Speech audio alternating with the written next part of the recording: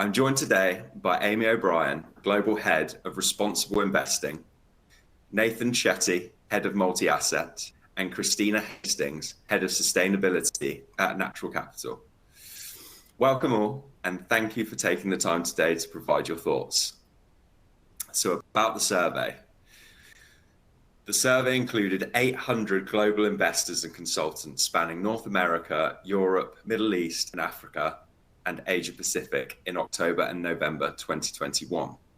Nuveen also conducted 10 qualitative interviews, and respondents were decision makers at corporate pensions, public and government pensions, insurance companies, endowments and foundations, superannuation funds, sovereign wealth funds, central banks and consultants. And all survey respondents were organizations with assets that more than $500 million under management.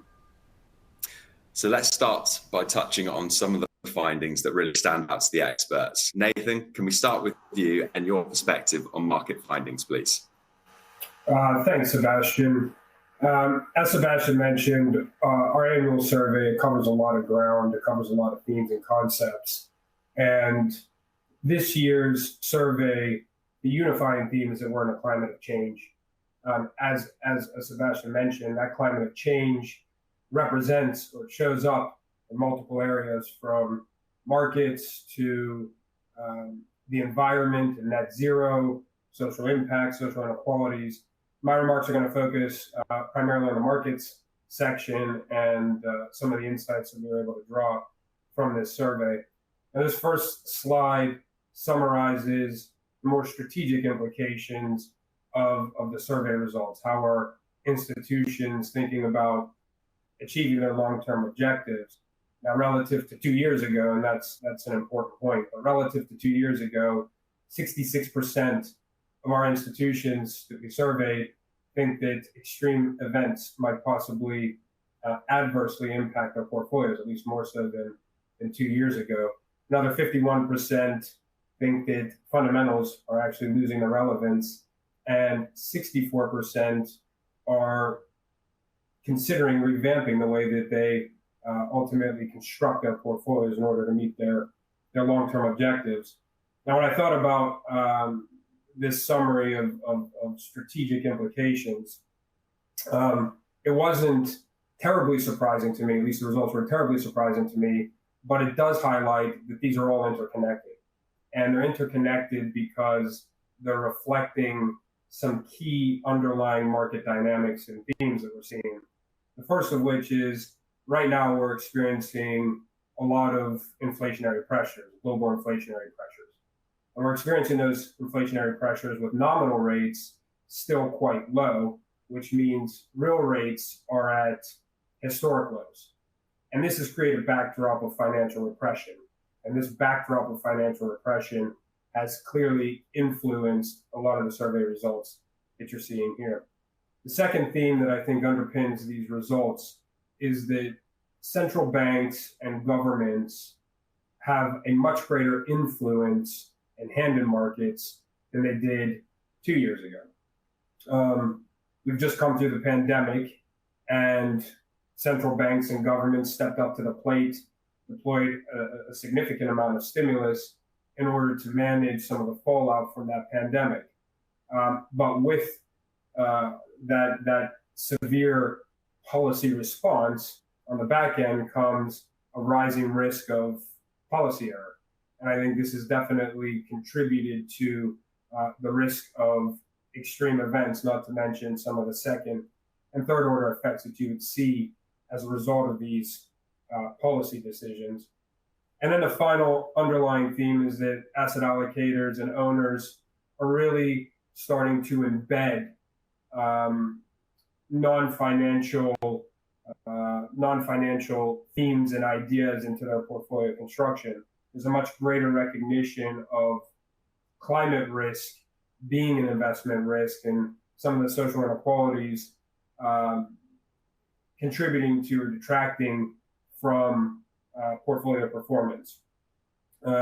With respect to rethinking or revamping portfolio construction, 64%, portfolio construction, I think, traverses two key domains, and that is what do I want to hold in my portfolio? What are the asset classes? What are the strategies and exposures that I want to own in order to meet my long-term objectives? And then the second is, how am I going to stitch these together? How am I weighting those? Where am I allocating capital to? And when our survey respondents,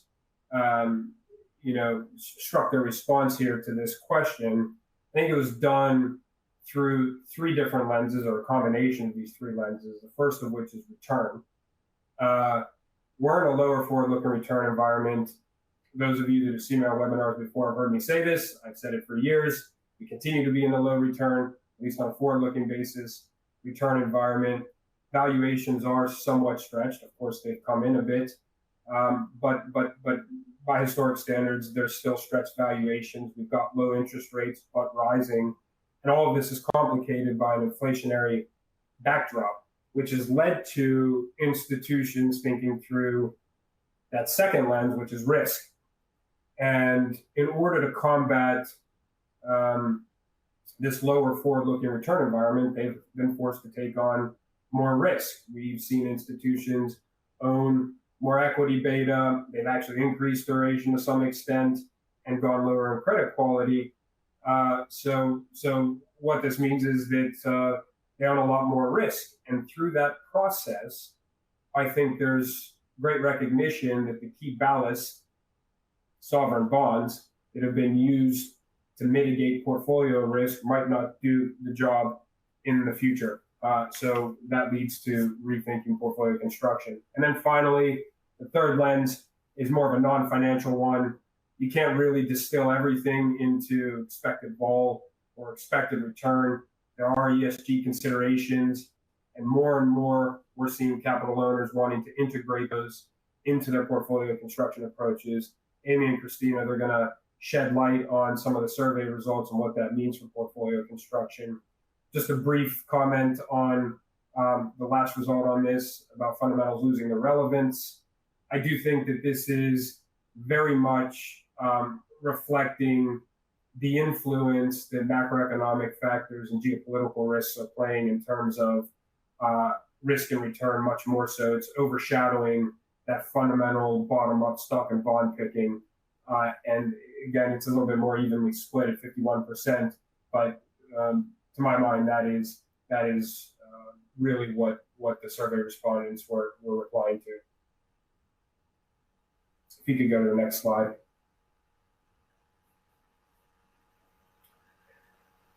Look, clearly inflation, you heard in my earlier comments, inflation is top of mind for all institutions. And this is all types of institutions, whether you're an insurance company, an endowment foundation, public pension, and inflation is top of mind for investors all around the globe.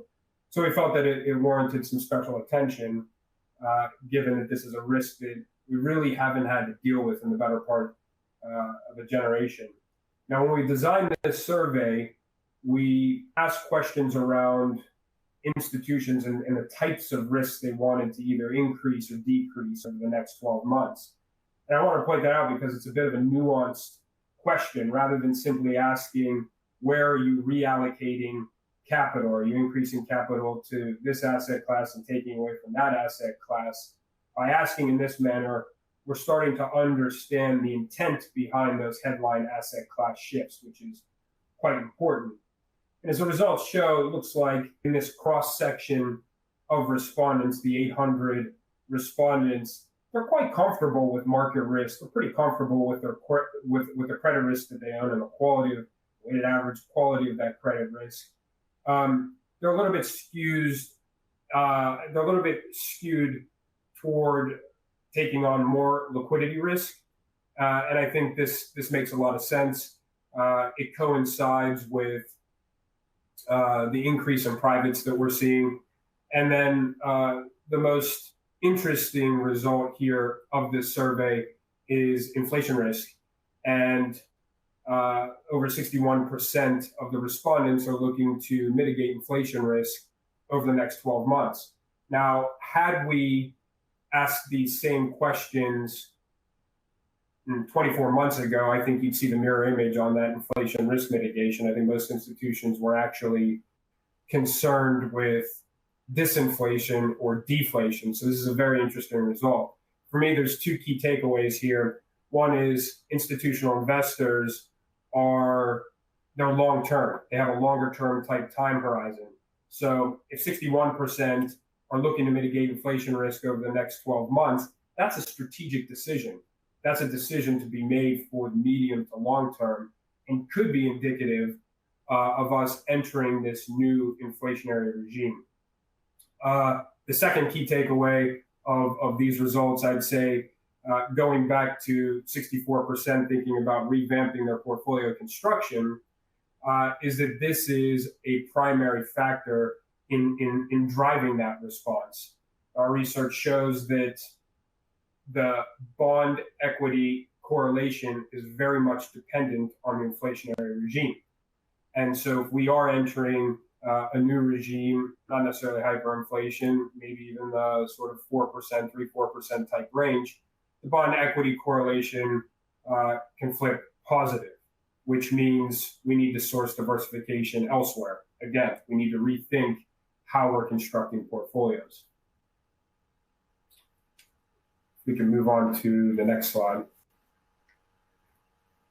And so I guess being at that inflection point and rethinking how we're constructing portfolios, I mentioned there's two elements to that. It's what you're including in your portfolios and how you're stitching them together. With respect to how you're including or what you're including in your portfolios, it shouldn't be a surprise that non-traditional assets or alternatives are the beneficiary of those flows, or where institutions are looking. That's been the case for a number of years, continues to be the case.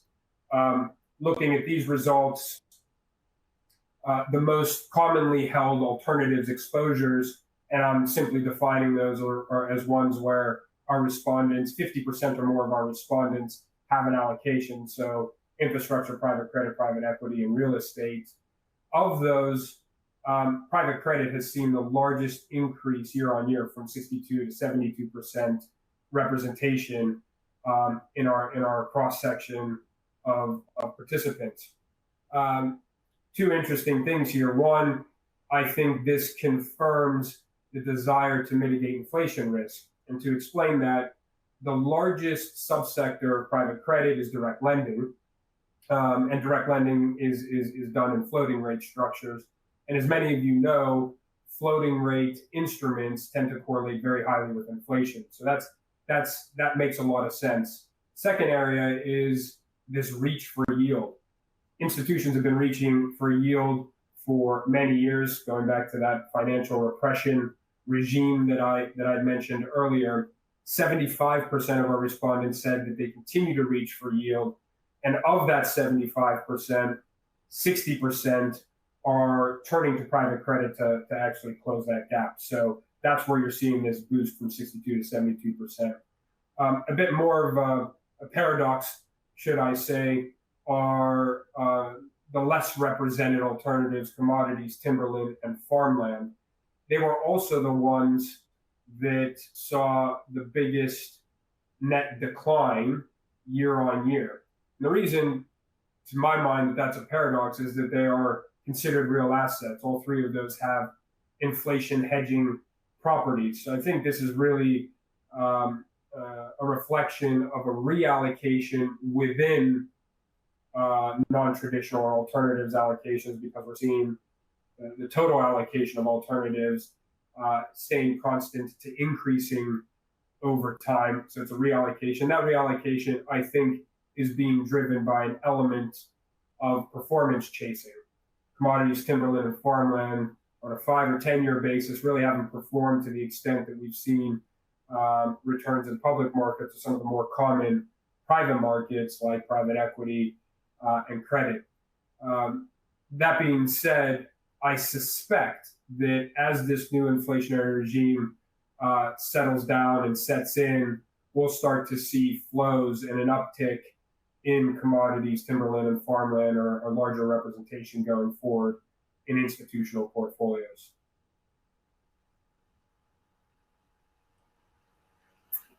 Seb, I'll turn it over to you for the next section. Thank you for that insight, Nathan. Now over to you, Amy, to share your perspective on climate and social findings. Well, thank you, Seb, and thank you, Nathan, for setting up the overall context well here. I'm going to cover the key climate-related findings in our survey in the next couple of slides. So first, I'm going to just cover the investment beliefs section, which then the others will get into specific actions that investors are taking.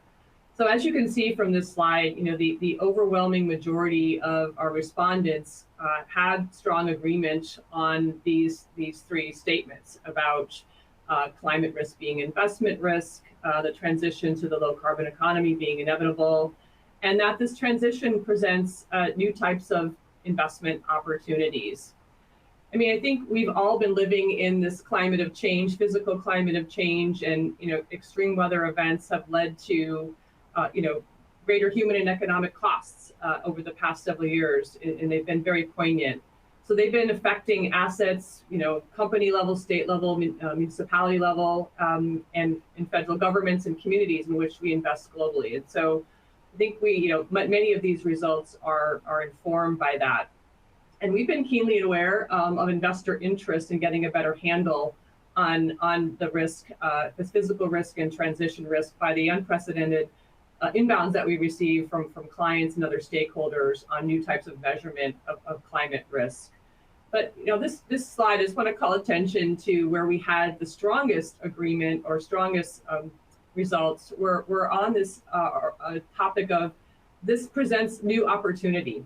And I just think back a little bit to what Nathan said at the beginning about, are we really having a rethink here when it comes to managing climate risk? I mean, I've been talking about stranded assets and the like for many years, but I think this might be signaling a shift in this longer term trajectory and overall portfolio rethink of, away from sort of traditional industries to new, more innovative solutions orientation and investors looking to really invest in the solution and in addition to managing away from the most severe risk they might face in their portfolio. We can go on to the next slide. So we see, these strong beliefs turning into, tangible actions by investors. And so on the left side of the slide, you can see that, between now and the next 2 years, we had close to 80% of respondents saying that they are addressing this. They will be proactively addressing climate. And we're going to have a much smaller percentage of those who are saying that they're not taking action. So on the right side, that percentage is getting fairly small. And when we unpack the reasons for investors who are hesitant to take action on climate risk, we get down to issues around measurement and regulatory topics being on the list of those that are preventing. So clearly, we see a strong relationship between the regulation and the measurement side here. And even since this survey was fielded, we've had significant developments, at least here in the States, with governments taking action, with regulatory bodies taking action to bring, more certainty around issues, company disclosure that's fundamental to the ability to have a total portfolio view on these metrics. So this will be a very active, again, year on the policy and the regulatory front, particularly sustainable finance in general, but certainly on climate-related disclosure. So the next slide, we can see, building on the previous slide of where are investors not just saying they're going to do something, but unpacking what exactly are the priorities that they're focusing on. And perhaps, not surprisingly, based on the fact that we have strong response rates there, 80% around investors still working through defining objectives and their roadmaps, 72% setting targets. Many investors are still, fairly early in the journey. They know they have to take action. But when on the left side there, when you look down to the bottom result, there isn't as strong a response. And we would expect this in the portfolio allocation changes area. We do expect this to change over time as some of the certainty in the action planning by investors becomes into more of an implementation phase. And interestingly, also in a similar way, many investors and respondents in our survey, 72%, have actually made or are planning to make that commitment to net zero carbon over the next 2 years. And so I think that relates to the results on the left side. And we're seeing that there are still many clients who are not yet ready to make this. And we see a breakdown of the spectrum of the journey that we know that many clients are on. And we understand and actually have been working hand in hand with many clients and stakeholders on not just setting the commitment in the first place, but really confronting the realities of the implementation once that commitment's made. And investors, we see a lot of investors really digging in on the realities and sort of what's possible in the portfolio beyond some of the low-hanging fruit, I think, that has traditionally existed with the ESG community to really manage through this transition. So we can now switch over to a little bit on the social side. Recent events, and Nathan mentioned, the global pandemic, the racial inequality events that have happened around the world have really driven a clear focus on what is the role of S in ESG. So on these social issues tend to be broader and I wouldn't say less defined, but there's a greater dispersion of subtopics when we think about the S in ESG. So spanning everything from worker rights, diversity, equity, and inclusion, human rights. I think the whole business case for taking action and on these types of risks has been developed over the past couple of years in particular. But when we look at the results on the left side of this slide, we don't see as much of a response. Only roughly about half of our respondents, which is still a good amount, are really thinking about how can they take the S and invest in these social areas. And so, half the respondents, 49%, already investing in sort of social impact or planning to over the next couple of years. And of those who are, really the right side shows, the great dispersion of the way in which this is defined by investors. And so, we're going to see, I think, more focus on this. I think the way that we are treating S, the way that S is defined, the market hasn't yet converged. We don't sort of have a TCFD yet for S and ESG, but we'll continue to see, I think, more investor convergence around some of these subtopics.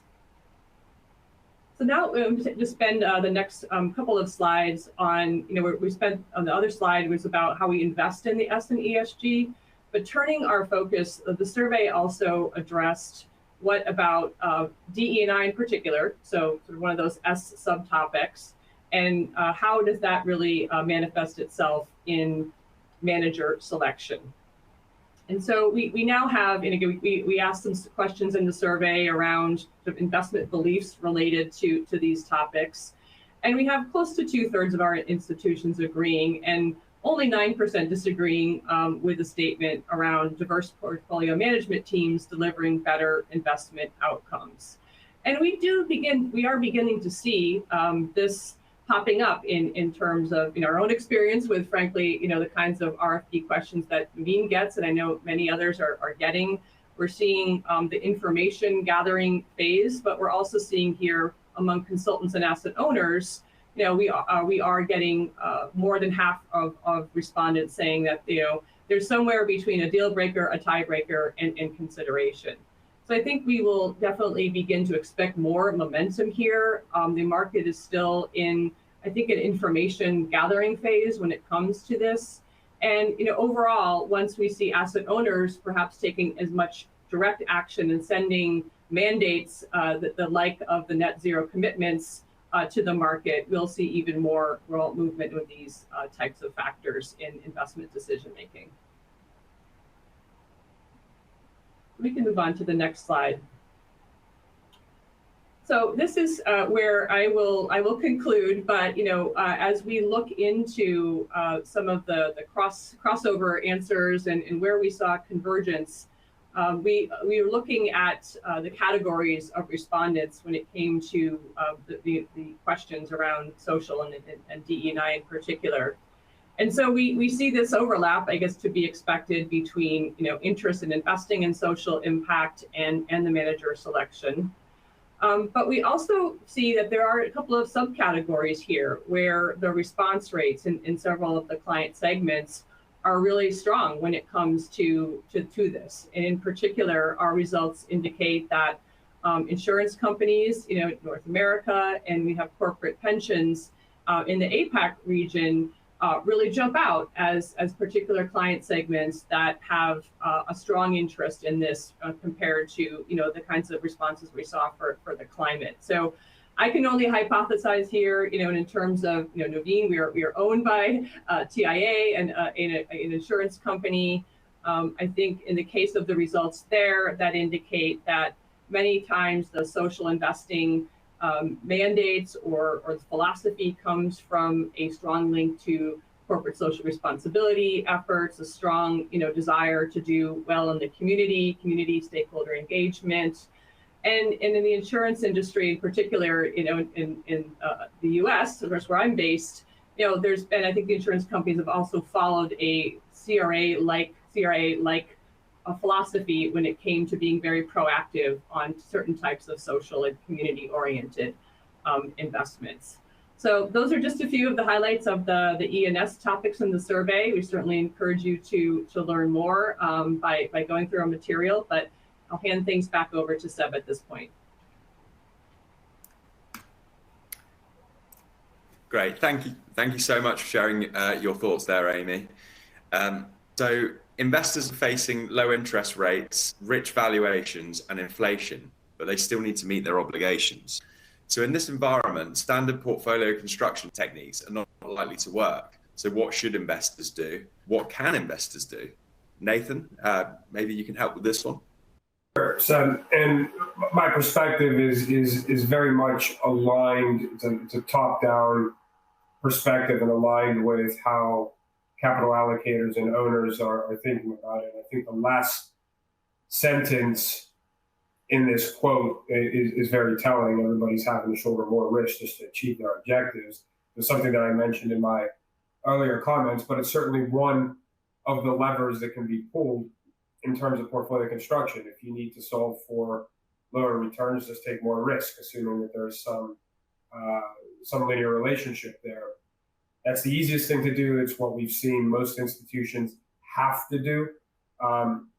Another lever that can be pulled or sort of rethinking how standard portfolio construction techniques are deployed is considering allocating in the risk dimension rather than the capital dimension. What do I mean by that? I mean by looking under the hood of asset classes, understanding the risk factors and drivers, and allocating along those rather than the more traditional approach of top-down asset allocation. And I think the inflation risk conversation we've been having is paramount to this approach.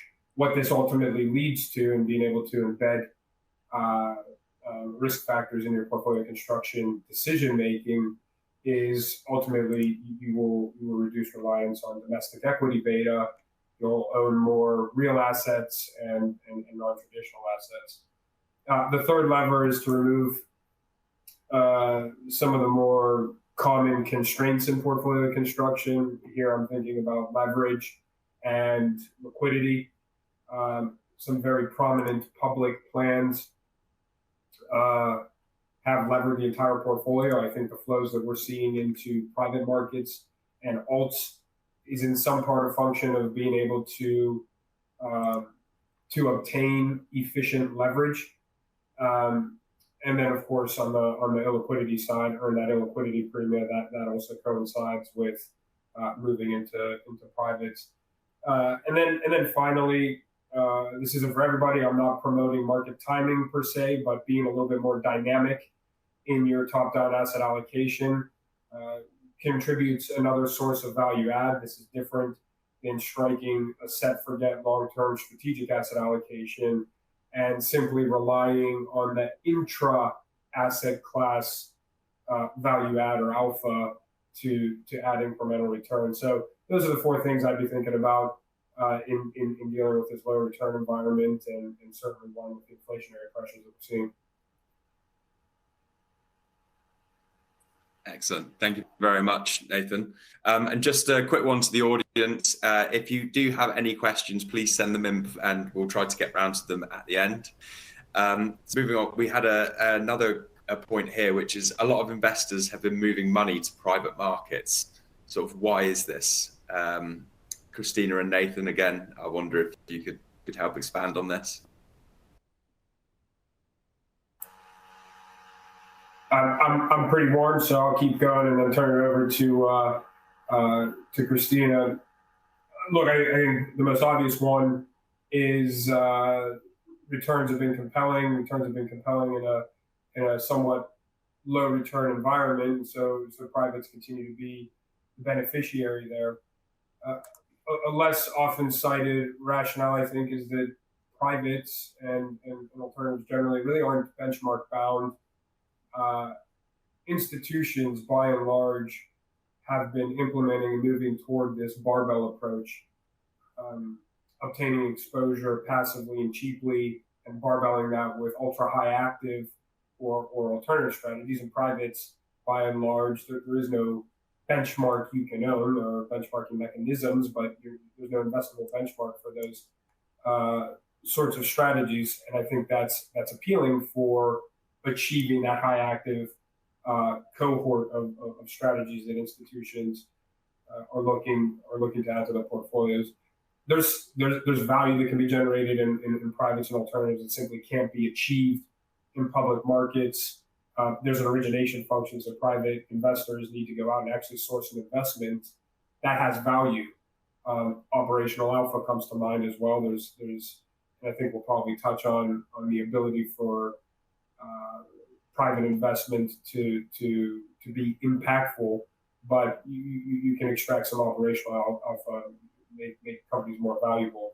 Now, all of this is going to come at a cost. Privates are more expensive. We've touched on the liquidity concerns. So they are, of course, less liquid, but again, less cited and very important is that there's a great deal of dispersion in accessing private markets or alternative strategies. The outcome that any one institution achieves or realizes is very dependent on their ability to choose a manager that's delivering that, and then of course the vintage as well. It's not driven to the other sort of positive aspect here. It's not driven by a benchmark, and the outcome isn't driven by an underlying benchmark. So those are some things to keep in mind from my perspective. But Christina, do you have some things to discuss here? Yeah. Thanks, Nathan. I'll wave the flag a bit more for the privates, really from a natural capital perspective. My background on farmland and timberland, obviously they offer an inflation hedge, strong income, stability and diversification, as Nathan pointed out. Natural capital, farmland, timberland more specifically, are classic examples of inflation hedge and are negatively correlated with other asset classes. However, again, as Nathan pointed out, they can be more expensive, less liquid, dependency on manager and vintage. I would argue that can be mitigated. Those risks can be mitigated by very strong and deep operational footprint on the ground. So again, in those asset classes that I'm more familiar with, an ideal partner would have a network of field agronomists or water managers, silviculturalists, to really managing the investments in the field most effectively so as to be really deriving the strong income returns. So some thoughts. I'll hand back to you, Seb. Great, thank you both for those insights. So certain types of ESG or impact investments like renewables can only be found on the private side, but with these investments come a different set of risks like diversification, governance and liquidity. So maybe one for you, Amy, is why are these types of investments more commonly found on the private side? Yeah, I mean, this quote is really interesting. And just a reminder to the audience that these are actual quotes that we captured, during our qualitative interviews. And I mean, my initial reaction to this quote is that it does get to the debate around investors, particularly if they're investing for climate solutions. Many of them having a strong preference for, direct access to the benefits associated with that. So, this move into the private markets.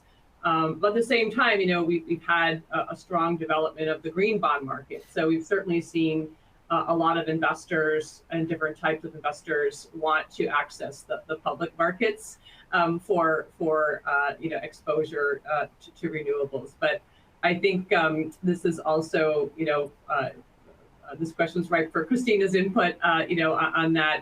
All I can say is, regardless of whether these companies or investments are public or private markets, we are seeing the same types of data demands and needs for investors. Investors want to have a total portfolio understanding of climate analytics in particular. So regardless if it's a public or private, we need to kind of work across on this theme. We have to work across our entire spectrum of asset classes.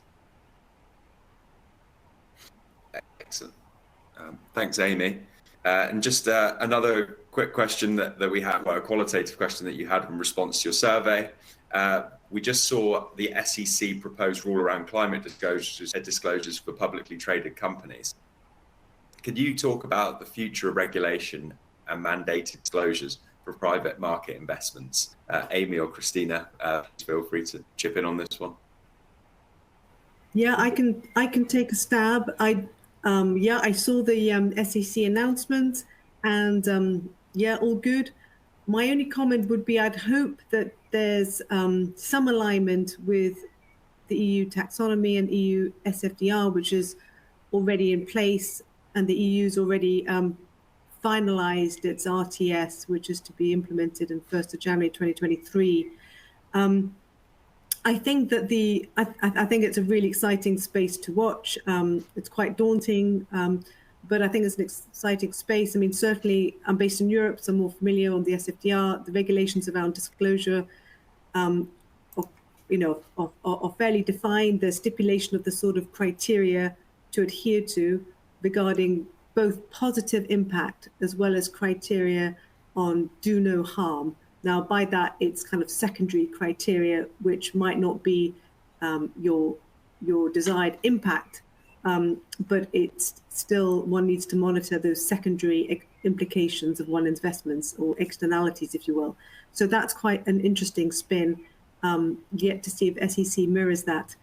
Of course, EU taxonomy is kind of like a dictionary of what constitutes different levels of greenness. So again, if there's an alignment with SEC, that would be useful, so we don't have competing dictionaries, if you will.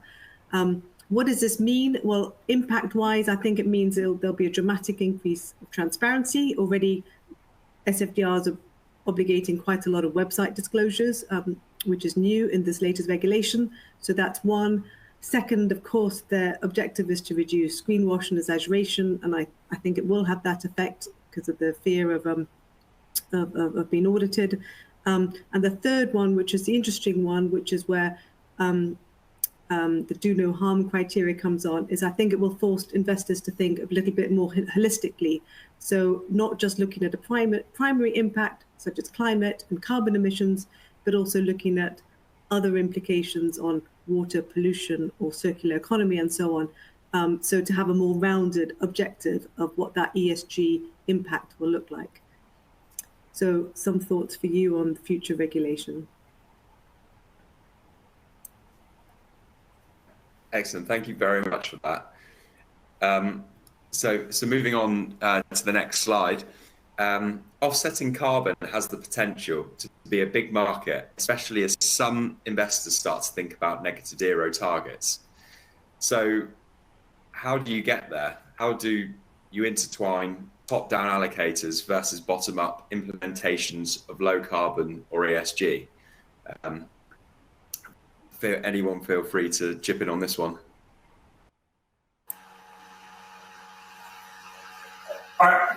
So maybe I'll just give some perspective in terms of integrating top down and bottom up.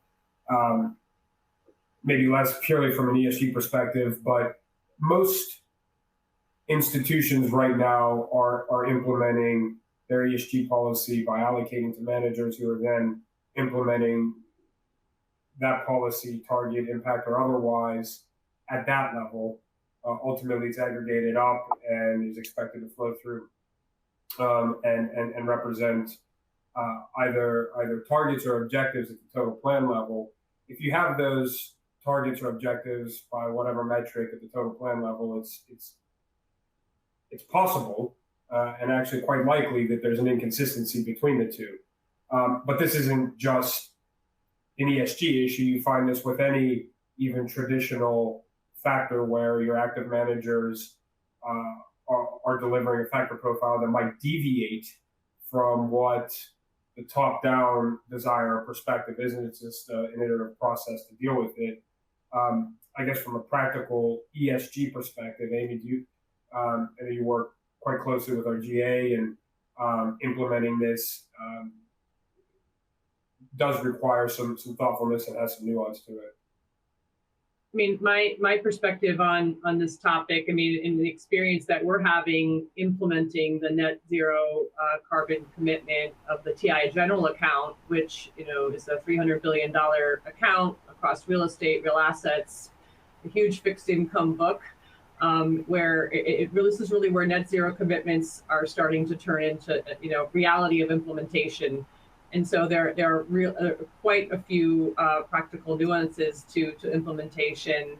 But, I think a lot of investors are realizing, and these quotes reflect it, that there's only so much you can do to get certain asset classes to decarbonize. You can engage with portfolio companies, issuers, to get them their emissions down. But at some point, if you're taking a total portfolio solution, you have to start talking about offsets. You have to start talking about, well, what's the role of, negative, emissions, and what can solutions be for investors, especially these large investors, in our survey, what options are available to them to really achieve those targets. Once again, you kind of run out of the usual suspects toolkit that you have right now, you are talking about different types of strategies, be they direct investment in real assets or getting to this carbon credit market. I mean, I think this is going to be a much bigger conversation in the next couple of years. I think a lot of investors are not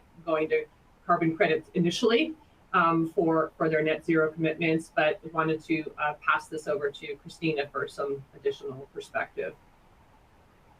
Yeah, thank you.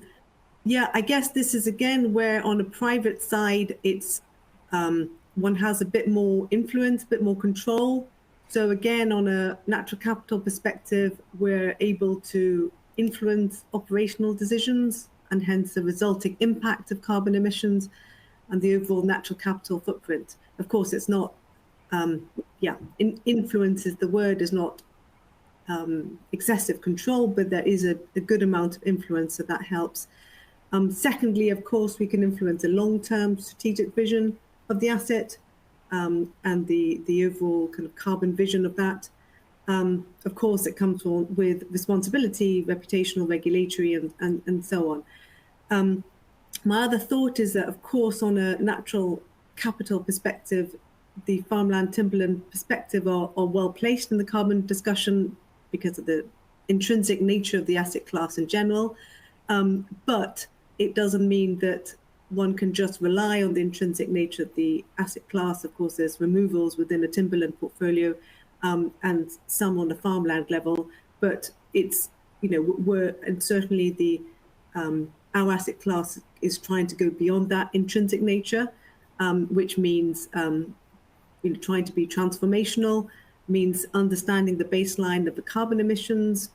It means understanding removals. There's some methodologies already out there which are very well placed, some which are nascent, so as to really improve and accelerate the removals and sequestration, which will then lead to a more burgeoning carbon solutions, carbon credit market already, which can then play the role of offsets for some of those industries that can't decarbonize as quickly as they would want. All of this, of course, is predicated really on, when we think about the top-down versus the bottom-up, to me, some of the implementation, it's really predicated on a rich operational background, like I mentioned before. An asset manager that understands on the ground in our asset class in particular has an operational, so that we can start implementing those changes in support of our investors and so on. Thanks, Excellent. Amy. Thank you very much. Thank you very much for sharing those insights. So moving on to the next slide. As investors pivot towards greener investments and start to implement the path to net zero, there can sometimes be unintended consequences like over-allocation to tech companies that damage mental health or raise cost of energy prices on those who can least afford it. So the next question I have for you is, how has the net zero conversation evolved on the S? How can investors participate in the transition to a low carbon economy in a socially conscious way? And how can they look more holistically at their investments? Yeah, let me take a stab at that. And it's very interesting to see this industry dialogue evolve on this topic. I think, for many of us working on these issues, we've long seen that I would say there's more overlap than conflict. And in particular, for all the conversations around Paris and the targets, and I think there's been a good focus on how the low carbon transition work. It has really strong social dimensions to it. And I think, frankly, some of that overlap perhaps didn't exist in the past. 10 years ago, when E&S topics were very, in separate silos. And so, it's really important to note that those are being, in my view, there's more, I would say, convergence here, but more understanding of the impacts of decisions that are being made. And so we are going to have to address those side by side. I think particularly with the low carbon transition, the global emphasis, the current market conditions around the world, addressing inequality in particular. So I will see. I think we want, for this issue, it's turning into something that's being addressed side by side. But I think I'll, given things, asking Christina to shed some light on this for her asset class as well. Yeah, I agree with Amy in that there is a convergence here. And again, on a natural capital perspective, we don't see much conflict between E&S. We really see it converging. Perhaps this is due to the inherently kind of long-term perspective which accompanies these asset classes. So holdings are for long-term, and there is a joint requirement. I mean, one needs a long-term resilience of the soil to guarantee the long-term production, and ultimately we're there to produce food, fiber to support people. So yeah, I don't see a conflict personally, not in our asset class. We see a kind of a balanced scorecard type approach between nature, climate, and people. So across the ES, the G as well. So yeah, agree with some of Amy's comments there. Excellent, thank you very much. So moving on to our last slide. During your survey interviews, a number of investors talked about impact investing and specifically biodiversity as the next frontier of ESG investment. So a question for you guys is, what is biodiversity? How can you address biodiversity in your portfolios? And also, could biodiversity credits be tradable like carbon? Yeah, I'll take a stab at this. Yeah, I mean, biodiversity is all around us. It's sort of the variety of life in all its forms. It's critically important. Our economy depends on it. Half our GDP is dependent on nature. That's as per the World Economic Forum. And it's more than just a dependence on nature. It's also the ecosystem services that we rely on that we don't kind of count in our current GDPs, flood mitigation, pollination services, air regulation services. which all add up to about $140 trillion. So it's important. So how do we address biodiversity in our portfolio? Well, in our case, in the Nuveen Natural Capital world, we try to balance nature, climate, and people, like I mentioned earlier. The nature side means growing and taking care of the both productive assets as well as the non-productive assets. I think that there will be a market for trading biodiversity. Not yet. Carbon obviously is it's got some ways to grow first, and it's a single chemical element, so easier to get one's head around. Biodiversity is complicated. A good proxy though for biodiversity is land. So native vegetation, wetlands, conservation forest, grasslands, and so on. So I think we will see that being used as a proxy for biodiversity. And I think that there will be more mitigation banking to have the role of offsetting development and harm to nature in one area.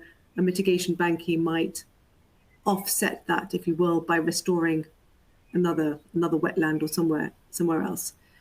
Having said all that, the same kind of criterion rigor that we see nascently in the carbon markets, so permanence, additionality, third-party verification, and so on, that will need to be applied in any new kind of biodiversity market that comes along in the future.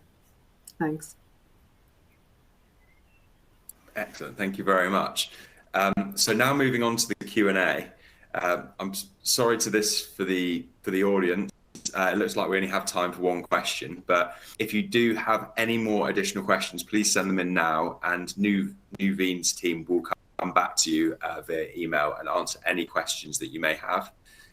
So do feel free. The Q&A box is still open, so please feel free to send them in.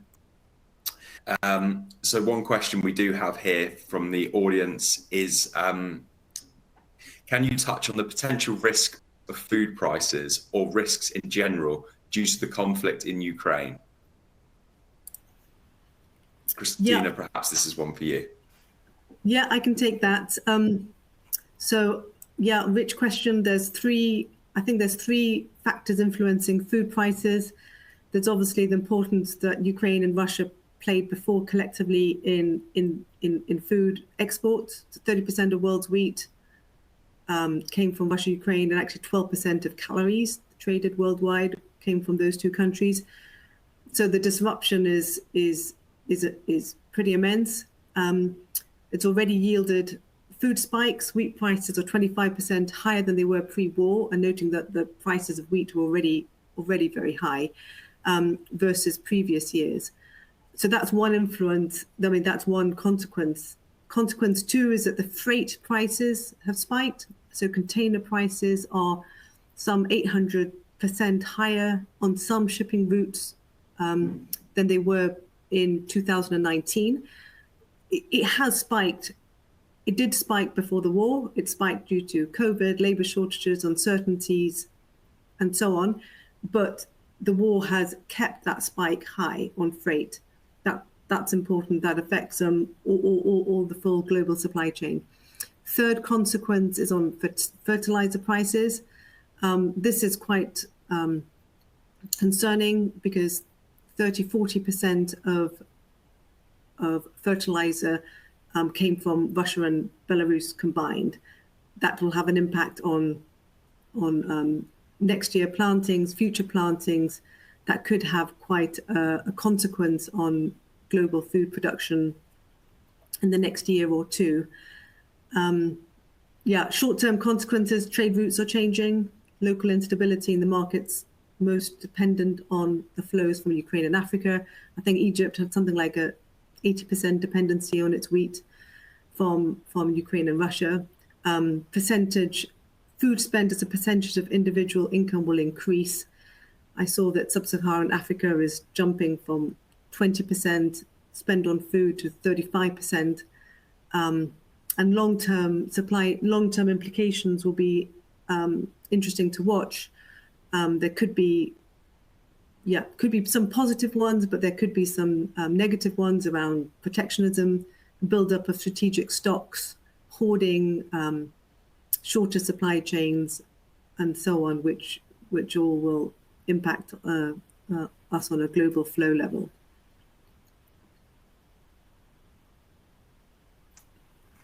Excellent. Thank you very much for answering that, Christina. To the audience, I'm really sorry, but that is all we have time for today. If we didn't get a chance to answer your questions, we only did one, so we will come back to you via email after this presentation.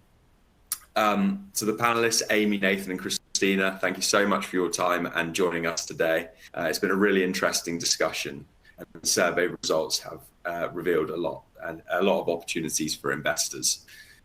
Again, for the audience, any questions that have come in that haven't been answered, Nuveen will be sure to follow up with you, and Nuveen will also be emailing out a replay of this webinar and a copy of their survey, diving deeper into their findings. Before closing out today, I'm going to have to. I have a few disclosures to read.